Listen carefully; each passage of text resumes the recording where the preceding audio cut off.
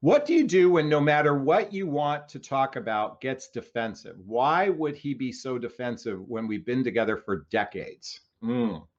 So I'm going to assume you're married, or you said you've been together for decades. Why do people get defensive?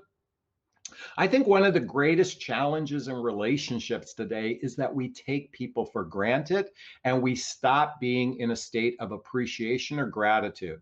Let me repeat that. We take people for granted and we stop being in a state of appreciation or gratitude. And people that get defensive oftentimes are struggling deeply on the inside with childhood wounds and traumas or adult traumas that have gone unhealed. This is why people like that, which is pretty much every human being on the planet, because even I get defensive, should read this book, The Hoffman Process. The Hoffman Process. This is a deep dive into childhood wounds and traumas, as well as adult traumas, to heal the past so we don't have to be in a state of needing to be defensive in any relationship. But I can tell you that most likely it's really a lack of appreciation and gratitude for maybe one another in this particular case. I know you probably care about him, and I'm sure he cares about you, but ultimately, when people stop, look at,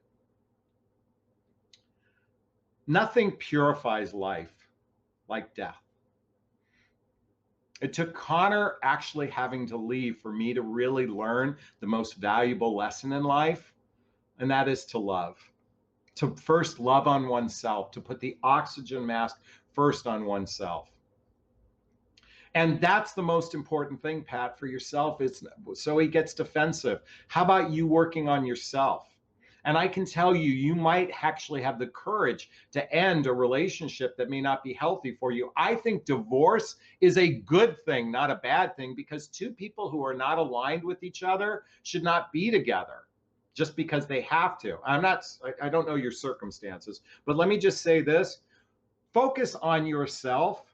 Focus on loving on yourself, because when you love on yourself, you don't accept bad behavior from other human beings. And as speaking as a man who lost a child, I refuse to allow myself to ever be a victim to anyone else, because I learned the most important thing in life since Connor's passing, and that is to appreciate myself, not from an egoic place of righteousness, but from a place of loving myself and loving everyone else. And that's my invitation. That was the birthday invitation I passed on to everybody. Remember that? Here, I'm going to take a bite. God, that's a lot of frosting.